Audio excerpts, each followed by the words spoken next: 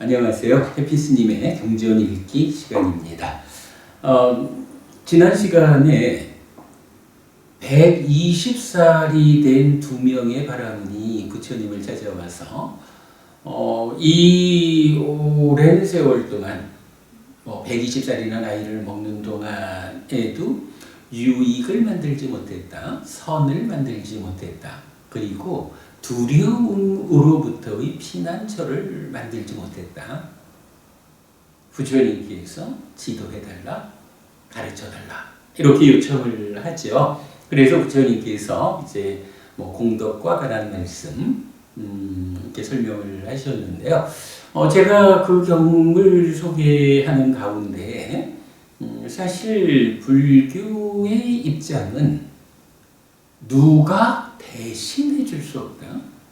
내가 나를 위한 유익을, 선을, 두려움으로부터의 피난처를 만드는 이러한 일이 어떤 방법으로 만들어지는 것일까? 가능한 것일까? 라는 측면에서 우리 삶에 권능을 가지고 참여하는 어떤 신적인 존재가 없다. 오직 내가 스스로 바른 방법을 배워서 실천하는 일을 통해서 나를 위한 유익, 선, 그리고 두려움으로부터의 피난처를 만들어야 한다. 이런 입장 때문에 불교는 자력 종교라고 불린다. 그래서 오늘 시간에 이런 스스로 해야 되는 것이다 라고 알려주는 부처님의 가르침을 소개하겠다라고 말했습니다. 자주 법주, 스스로 섬이 되어라,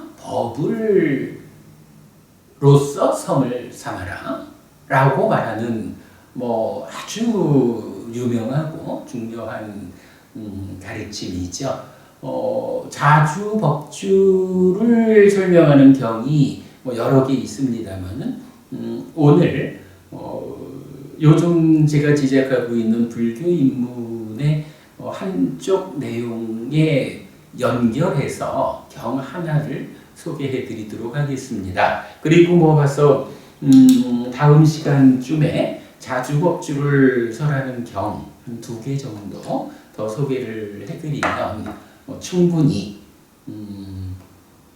나 자신을 위한 유익과 선, 두려움으로부터의 피난처를 만드는 그 일을 어떤 방법으로 해야 하는 것일까에 대한 부처님 가르침의 대의를 우리가 이해할 수 있겠다라고 생각이 됩니다. 자, 우선 좀 읽어드리겠습니다. 불교 입문 중에 자력 종교인 불교, 자주법주라고 정리한 내용인데요. 불교는 사는 이야기입니다. 그리고 삶을 사실 그대로 보아냄으로써 사실 위에 존재하는 삶의 문제를 해소하는 것이 사는 이야기의 본질입니다. 삶을 사실과 다르게 잘못 보면 사실 위에 존재하는 삶의 문제를 해소하는 것은 불가능합니다. 그래서 사실 그대로를 보고 인정하는 것은 중요합니다. 그럴 때 무명과 가래의 해소라는 큰 길이 알려지는 것입니다. 우리 삶이 요런 토대 위에 있으면 요런 토대 위에서 설명되는 어떤 방법에 의지해서 그 문제를 풀어야 된다. 사실이라고 하는 토대죠. 그런데 우리 삶은 사실이라고 하는 이런 토대 위에 있는데 엉뚱하게 사실 아님이라는 이쪽의 자리에 와서 이쪽에서 설명되는 어떤 이야기를 근거로 살아보자 라고 해서는 이쪽 토대 위에 있는 삶의 문제가 해소되지 않는다라는 겁니다. 사는 이야기를 사실이라는 측면에서 접근해야 하는 필요성 이렇게 말하고 있는데요. 어쨌든 뭐 우리 공부가 뭐 부처님 가르침 자체가 그렇습니다.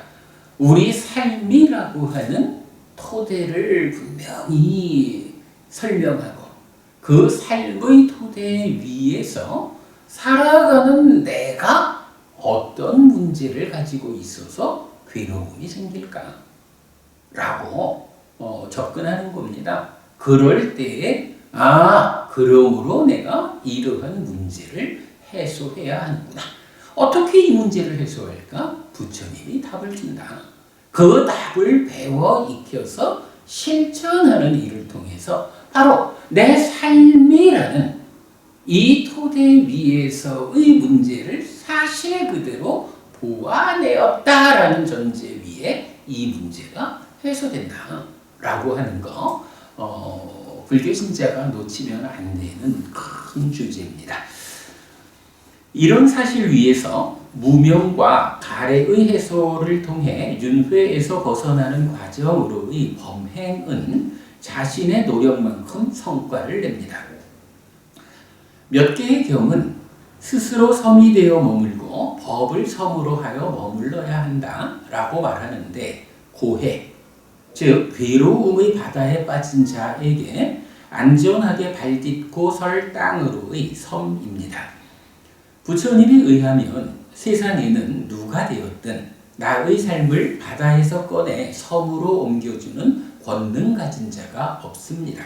그래서 오직 나의 힘으로 바다를 벗어나 섬에 닿아야 하는데 스스로 섬이 되어 머문다의 의미입니다. 이걸 자력종교 이렇게 말하죠. 그리고 바다를 벗어나 섬에 닿는 방법이 부처님에 의해 제시되는데 부처님의 가르침, 즉 법입니다. 그래서 법이 지시하는 길을 따라야 바다를 벗어나 섬에 닿을 수 있는데 법을 섬으로 하여 머물러야 한다의 의미입니다. 이때 섬으로 번역한 빨리 단어는 디빠인데 1. 램프, 등, 그러니까 등불이죠. 2. an island, 섬의 두 가지 의미를 가집니다. 그래서 이 단어를 섬으로 해석하여 섬주자를 썼죠. 자주, 법주. 이게 5대양 6대주라고 할 때 그 주자예요. 섬주자거든요. 자주, 법주라고 번역하는데 중국에서는 등으로 해석하여 자등명, 법등명이라고 번역하였습니다. 한국 불교에서는 아직은 자주, 법주라는 번역보다는 자등명, 법등명이라는 번역이 더 유명하고 친근하죠. 그러나 우리가 니까야를 공부하는 입장에서 경의 의도는 등불 이렇게 해도 틀렸다 하지 않겠지만 그러나 고해라고 하는 괴로움의 바다에 빠져서 허우적거리는 중생들에게 섬이라고 하는 그 안전과 평화가 보장되는 자리라는 개념으로 섬으로 해석하고 있다. 그것이 부처님의 설하신 의도에 더 타당한 것 같다. 이렇게 보죠. 그래서 자주법주. 자주법주는 자력종교로서의 불교를 설명하는 비중 큰 가르침입니다. 이 가르침을 포함하는 경들을 정리하였는데 몇 가지 형태로 나타납니다. 라고 해서 이제 경을 소개하고 있어요. 자, 오늘은 그 몇 가지 경 중에 한 가지, 마하파리니바나 숙당 이렇게 돼요. 대반열반경. 워낙 유명한 경이니까 여러분 잘 아실 거예요. 디가니까야 16번째 경입니다. 참고로 대반열반경은 같은 이름을 쓰는 경이 대승불교, 대승경에도 있어요. 그래서 보통은 대승열반경 이렇게도 표현을 하죠.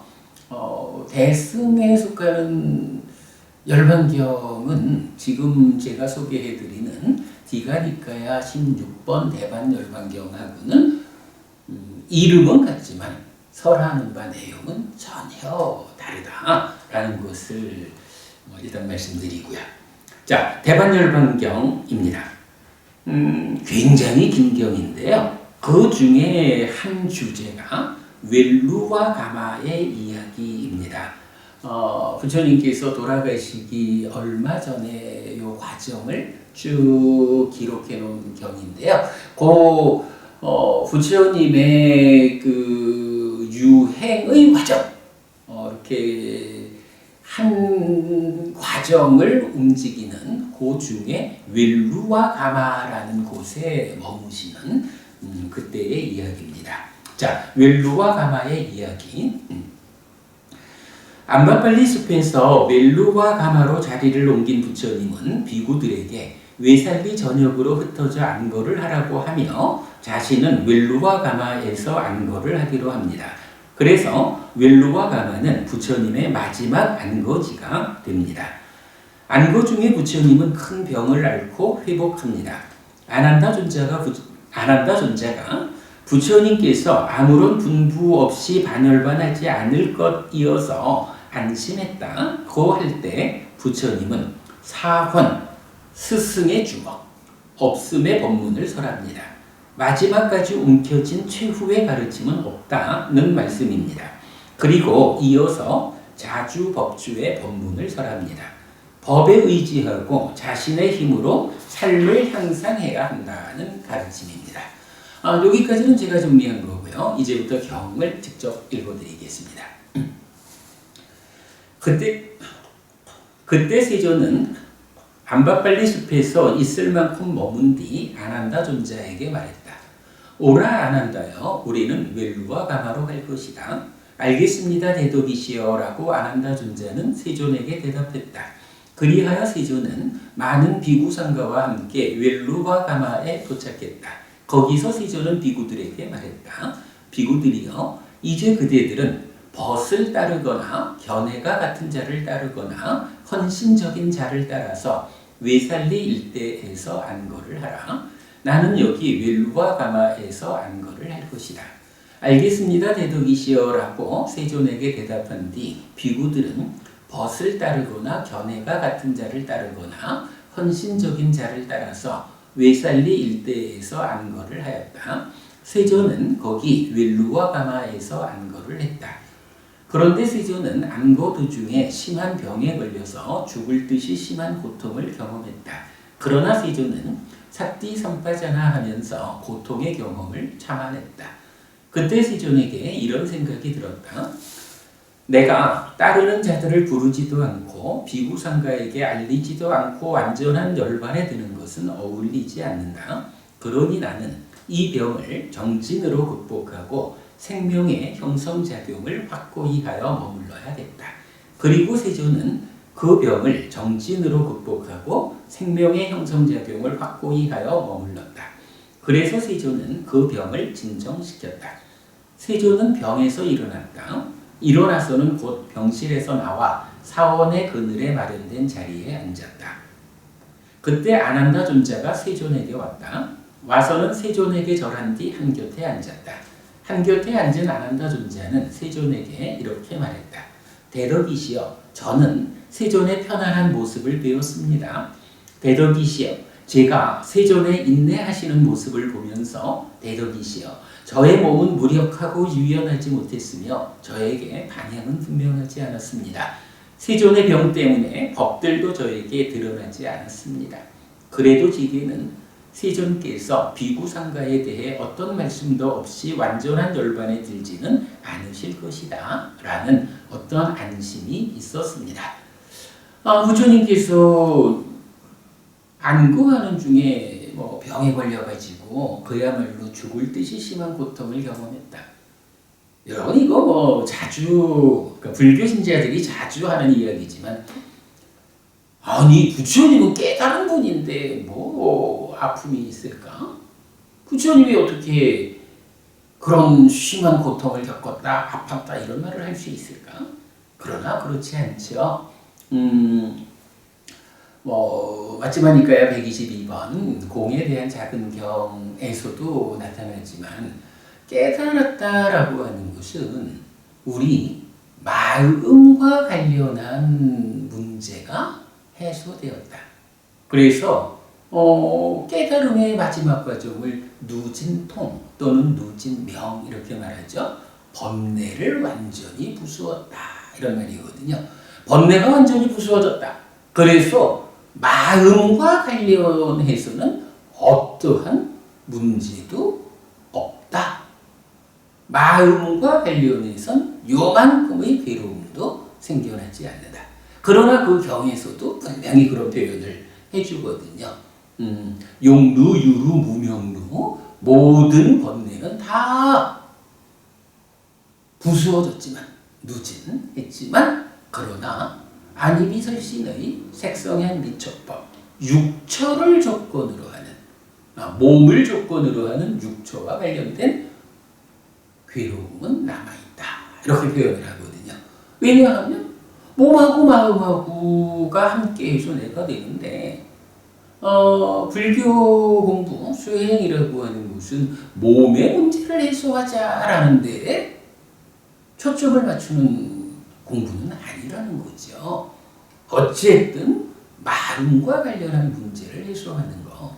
사실은 우리가 살다 보면 제가 자주 드리는 말씀입니다만은 몸과 마음의 생존 기간의 불균형이 있어요. 그래서 몸이라는 거는 그저 100년 안팎 살다가 몸이 무너져 버려지는 거예요. 그러면 몸 따라 죽지 못하는 이 마음이 중생인 한 무명과 가래의 영향에서 벗어나지 못한 한 몸이 무너져 죽은 뒤에 새로운 몸으로 간다. 왜냐하면 무명과 가래, 달리 말하면 번뇌의 영향 위에 있는 중생의 삶에서 마음은 몸 없이 혼자 있을 수가 없거든요. 식과 명색의 서로 조건됨 이런 얘기죠. 그래서 몸이 무너져 죽으면 죽는 그 순간 새로운 몸을 만나서 또다시 삶을 이어가야 하거든요. 몸이라고 하는 거는 따지면 물질로 된 거 이렇게 그 유한성을 가지고 있다라고 보아야 해요. 그런데 마음이라고 하는 것은 연기된 식 삶의 과정을 누적하면서 변화하는 이 마음은 몸의 유한성과는 별개로 깨달아서 윤회에서 벗어날 때까지는 그 삶이 지속되는 것이다. 라는 특징이 있죠. 이런 차별이 있죠. 그럴 때에 이제 번뇌를 부수고 깨달았다라고 하는 것은 어떤 문제냐? 몸이라고 하는 것은 전생에 깨닫지 못했기 때문에 전생의 업의 결과로 마음이 몸으로 가서 금생에 태어나 있는 거예요. 그래서 이 몸은 몸대로의 조건에 의해서 100년 안팎 태어났으니까 몸으로서 살기 시작했으니까 몸으로의 생존기간 100년 안팎을 사는 거예요. 그런데 마음은 몸과의 차별성 가운데 이제 깨달았다라고 하는 사건에 의해서 다시는 태어나지 않는 상태를 실현했거든요. 그래서 우리가 이제 깨달았다라고 말하면 열반을 실현했다 이렇게 말하죠. 그런데 지금 이 경에서 말하는 부처님의 완전한 열반, 반열반 이런 식으로도 표현을 하지만 깨달아서 열반이 실현되었지만 그러나 공에 대한 자분경이 말하듯이 마음의 문제는 다 해결됐지만 몸과 관련한 몸을 조건으로 하는 육처와 관련한 이 문제는 남아있는 이러한 깨달은 자로서의 나머지 기간이 있는 거죠. 부처님 같은 경우도 35에 깨달았어요. 부처가 되셨거든요. 그러면 그때 이미 열반이 실현된 거예요. 그러나 이때의 열반이라는 상태는 번뇌가 부서졌기 때문에 실현된 것으로의 마음과 관련한 완성이거든요. 몸은 이미 태어났다라는 것을 조건으로 물질의 특성에 이끌리는 어떤 문제 상황이 남아있는 거예요. 그럴 때 이제 보통 뭐 만열반 이렇게 표현을 합니다만은 뭐 이건 좀 교리적으로 더 따져봐야 돼요. 그러나 깨달은 자로서 자 부처님 35에 깨달았다가 80에 돌아가시죠. 45년을 깨달은 자의 마음으로 번뇌로부터 완전히 벗어난, 그러니까 번뇌가 완전히 부서진 상태의 마음으로 불완전한 몸과 함께하는 삶을 45년을 사신 거죠. 그리고 이러한 삶의 끝에 죽는다. 그러면 무명과 가래가 없이 죽으면 몸으로 가지 않는다. 라고 해서 몸이라는 불완전한 짝을 만나지 않게 된다. 이것이 태어나지 않음을 통한 불사의 실현이다. 이게 이제 불교의 개괄적인 깨달음의 주제죠. 그러한 상황이기 때문에 부처로서 살아간 45년 동안에도 부처님의 마음의 영역에서는 요만큼의 흔들림도 없고 불만족, 문제가 없는 거예요.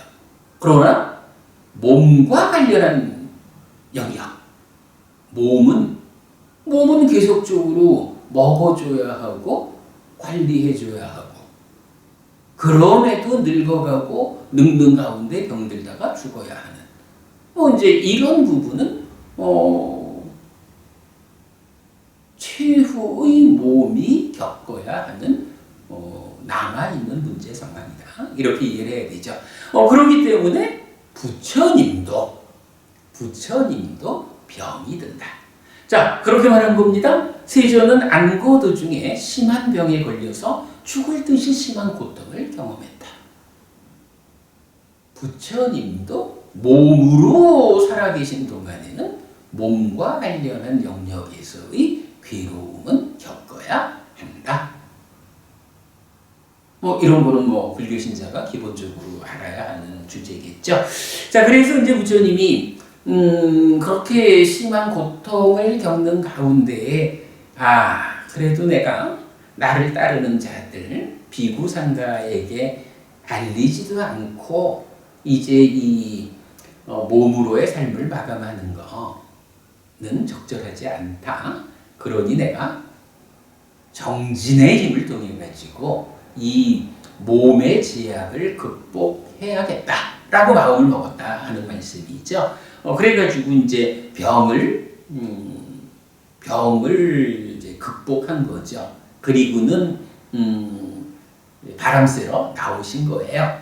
그랬더니 이제 아난다 존자 말씀이 아이고 부처님, 제가 부처님께서 그 아픔을 몸으로부터 비롯되는 그 아픔을 인내하는 것을 보면서 제가 얼마나 몸은 무력하고 이해하지 못했고 방향은 분명하지 못했고 아이고 우리 스승님께서 저렇게 힘들어 하시는구나. 우리 스승님께서 돌아가시는 것은 아닐까.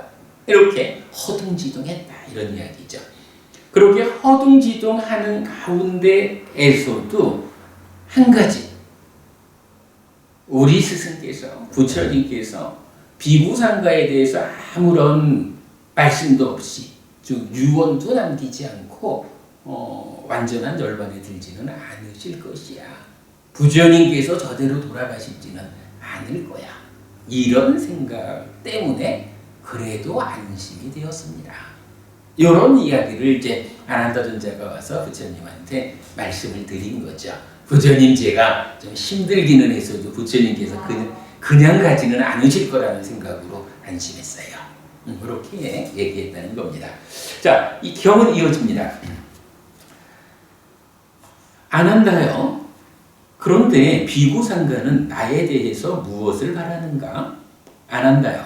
나는 안과 밖이 없이 법을 설하였다. 아난다요. 열애의 법들에는 스승만의 특별한 알미 없다. 아난다요. 참으로 나는 비구상가를 보호한다거나 비구상가는 나의 지시를 받는다라고 생각하는 자는 비구상가에 대해서 어떤 말을 할 것이다. 안 한다요. 그러나 열애에게는 나는 비구상가를 보호한다거나 비구상가는 나의 지시를 받는다라는 이런 생각이 없다. 그러니 안 한다요. 열애가 비구상가에 대해서 무슨 말을 한다는 말인가? 안 한다요. 이제 나는 쇠해서 늙고 노년이고 긴 세월을 살았고 사라질 때가 되었다. 내 나이가 80이 되었다. 안 한다요. 마치 낡은 수레가 가죽끈에 묶여서 겨우 움직이는 것처럼 열애의 몸도 가죽끈에 묶여서 유지된다고 여겨진다. 안 한다요. 열애가 모든 상을 자극하지 않아 어떤 경험들의 소멸로부터 무상심산매에 들어 머물 때 안 한다요. 열애의 몸은 편안함을 넘어선다. 라고 했어요. 아나다 존자가 이제 부처님한테 이렇게 부처님이 그냥 가지는 않으실 것이야. 이런 생각으로 안심했습니다. 라고 하니까 아난다야, 비구상가가 나에 대해서 무엇을 말할까? 무슨 말씀이냐면요. 지난 45년간 나는 그대들이 깨달아서 열반을 실현할 수 있는 그 일을 하기 위해서 필요한 모든 것을 다 가르쳐줬다.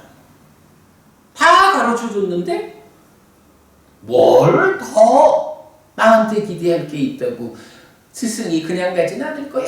라고 생각하느냐? 이런 말씀이죠. 그러면서 안과 밖에 없는 법을 설했다. 안과 밖에 없다. 그리고 스승만의 특별한 암, 사본이 없다. 그냥 깨달음을 위해서 필요한 모든 것을 다 꺼내놓고 가르쳤다.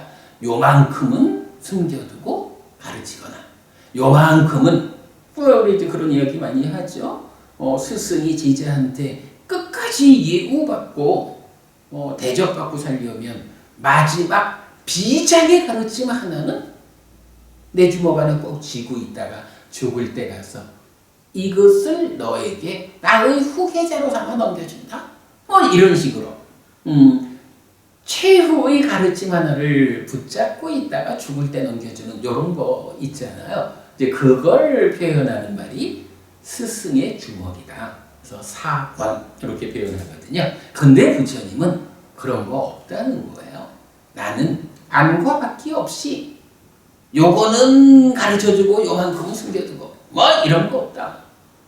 오직 그대들이 갈수록 괴로움은 줄어들고 행복은 늘어나는 삶을 형성하는, 그래서 깨달아서 열반을 실현하는, 여기에 필요한 것이라면 내가 모든 것을 다 꺼내서 보여주었다. 가르쳐주었다. 나는 단 하나도 스승의 주먹 안에 붙잡고 있는 것이 없다. 내가 줄 거 다 줬는데 뭘 또 나한테 스승께서 마지막 넘겨주실 게 있는 것처럼 그렇게 생각하는가. 이제 부처님 아나다 존재한테 이렇게 이제 말씀을 하시는 거예요. 자, 그러면서 나는 비구상가를 보호한다거나 비구상가는 나의 지시를 받는다라고 생각하는 자가 있다면 비구상가에 대해서 어떤 말을 할 거야. 그런데 나는 그렇지 않아. 자, 요거는 이제 뭔가요? 어떤 그룹에 가든 그룹의 리더가, 어떤 종교가 됐든 종교의 리더가, 내가 이 그룹의 리더로서 나는 우리 그룹을 보호해.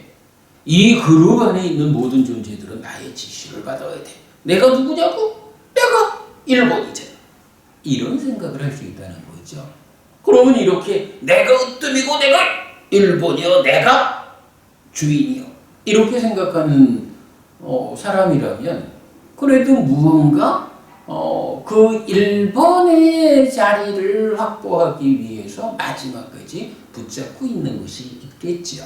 그런데 부처님은 그렇게 생각하지 않는다라는 거죠. 나는 오직 먼저 깨달은 자로서, 먼저 알고 본 자로서 많은 사람들에게 자, 그대들이 필요로 하고 원한다면 나는 보여준다 라고 앞서 알고 본 것을 그대로 드러내서 보여주고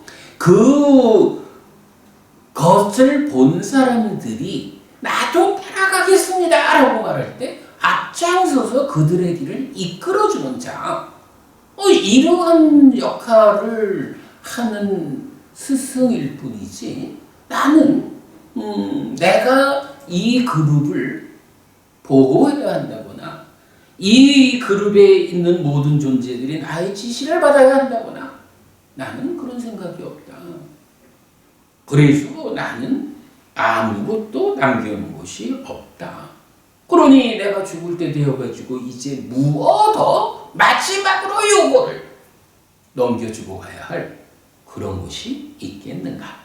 라고 저는 말씀하시는 거예요. 나는 언제 죽어도 문제가 생기지 않을 만큼 줄 거 다 줬다. 보여줄 거 다 보여줬다. 부처님 이렇게 말씀하시죠. 그러면서 이제 지금의 상태가 어떠느냐 하니 낡은 쓰레가 가죽끈에 묶여서 겨우 움직이는 것처럼 열애의 몸도 가죽끈에 묶여서 유지된다고 여겨진다.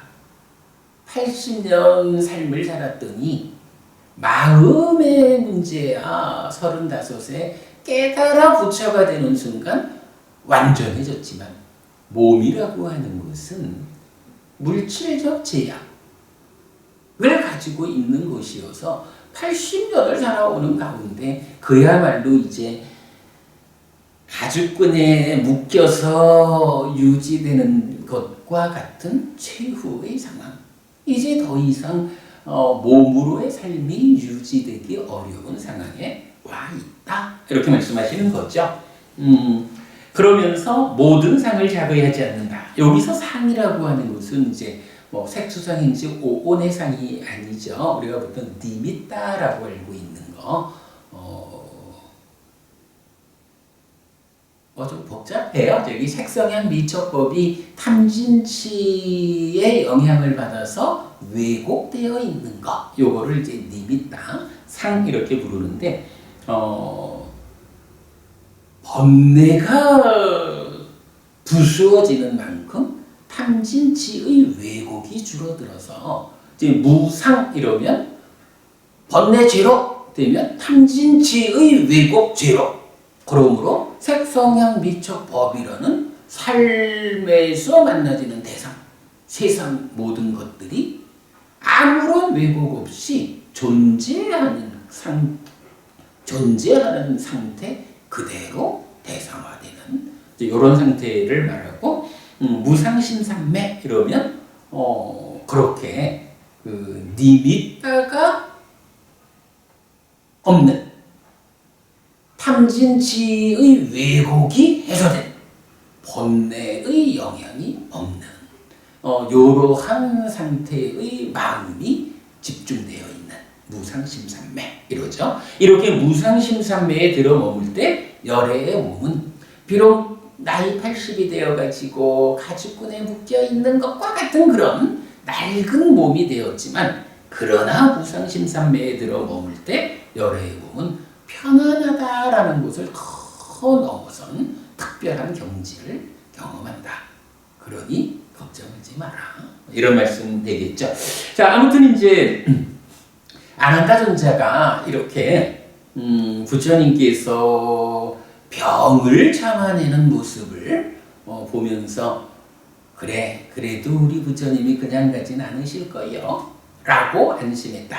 라는 말씀에 대해서 내가 더 이상 해줄 거 없다. 그러니 아무것도 기대하지 마라. 먼저 이렇게 이제 답변을 해주셨어요. 사실은 이제 굉장히 그 비중 있는 이야기가 불교 안에서 불교를 대표하는 어른들이 가져야 하는 마음 상태가 이렇게 되겠죠. 나는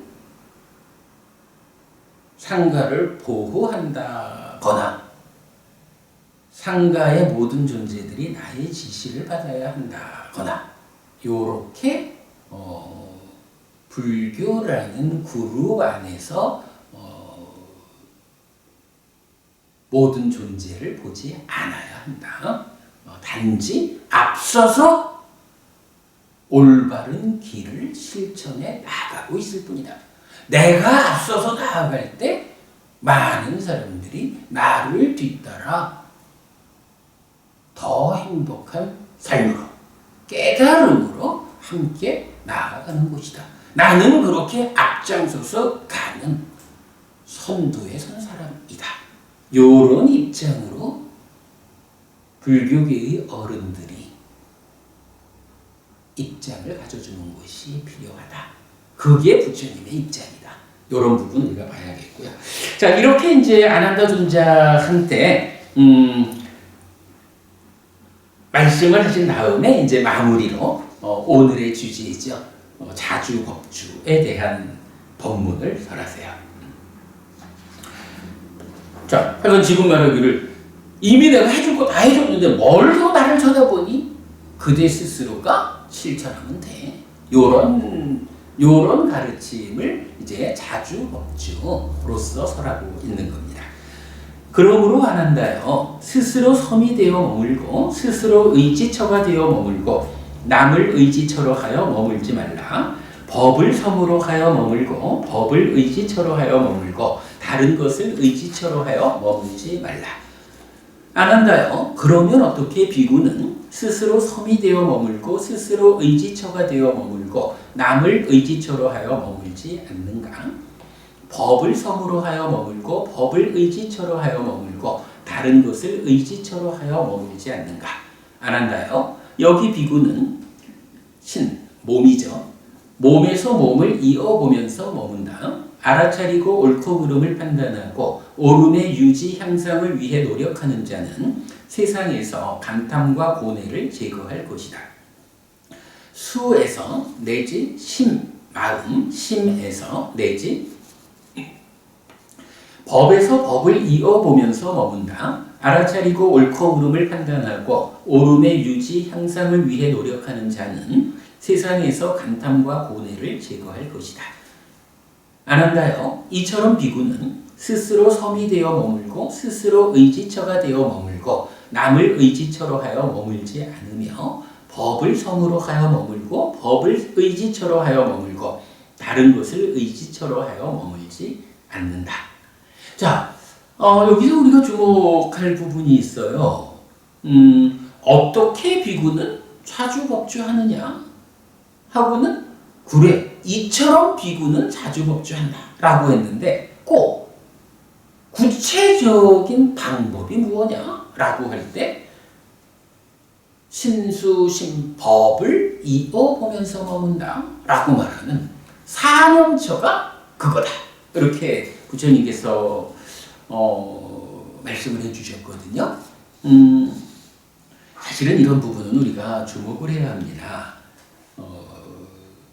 수행이라고 하는 거, 수행의 과정을 통해서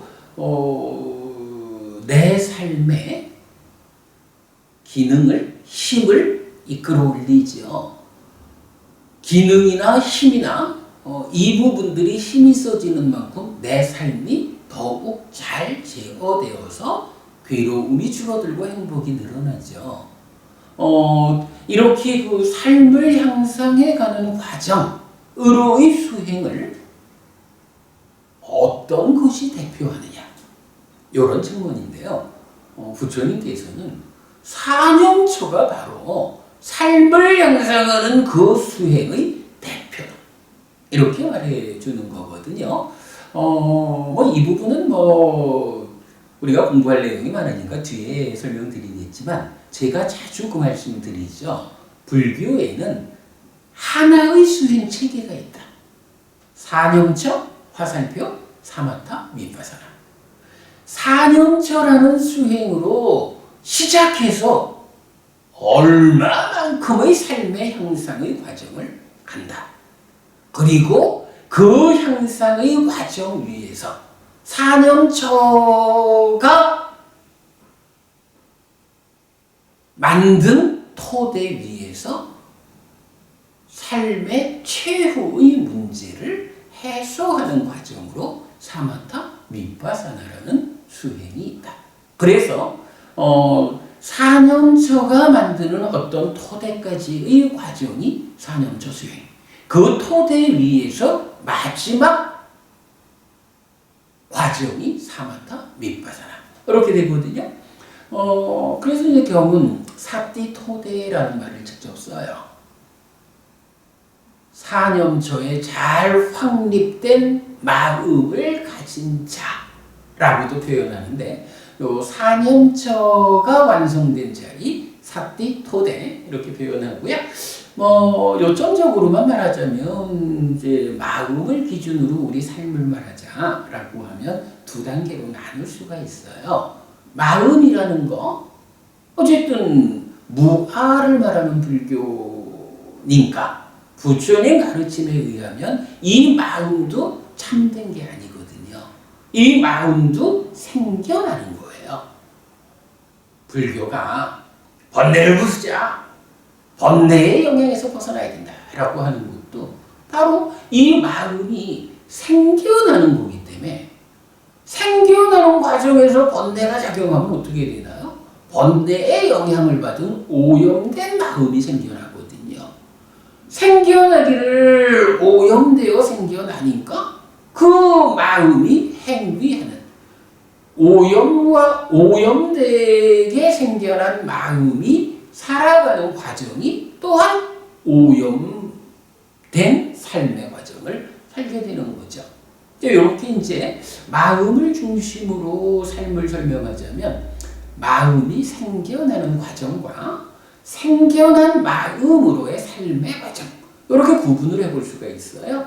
이럴 때 이제 사념처 수행이 어디까지 그 수행의 범위가 닿느냐라고 하면 바로 어쨌든 호흡을 봅시다, 내 마음의 현재를 발견합시다 라는 걸로 사념처 수행이 시작하지만 그 사념처의 완성자리는 마음이 생겨나는 것이다 라는 요 측면에서 생겨난 마음으로의 삶의 과정의 모든 문제가 해소되는 자리, 거기까지 이르는 것이 사념처 수행이에요.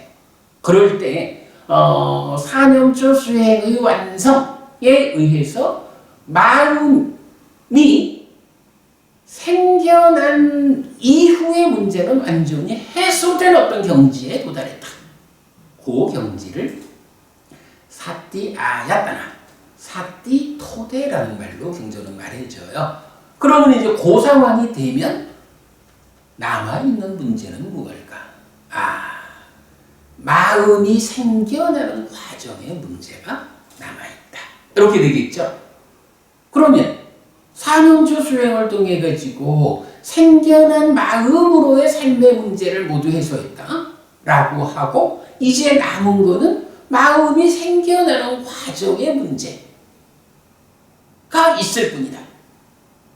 그러면 삶의 문제를 완전히 해소하자, 깨달음을 실현하자, 성취하자 라고 할 때는 이제 남아있는 거는 마음이 생겨나는 과정의 문제를 해소하는 일이 남아있는 거예요.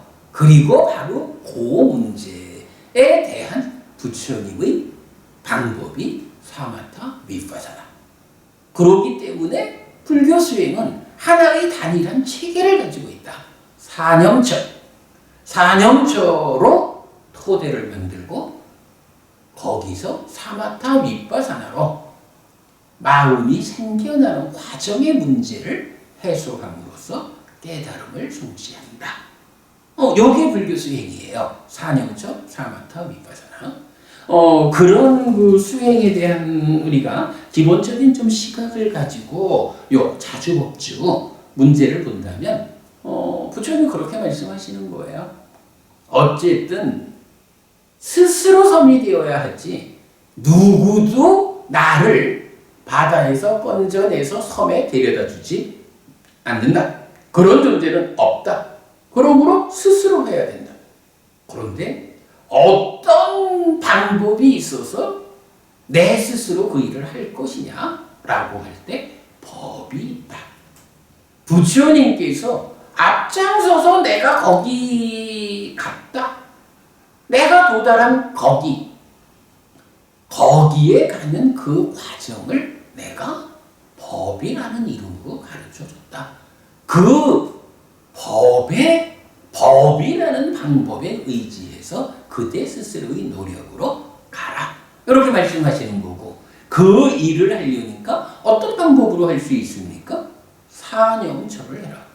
사념처 수행에 의해 가지고 지금 출발의 문제부터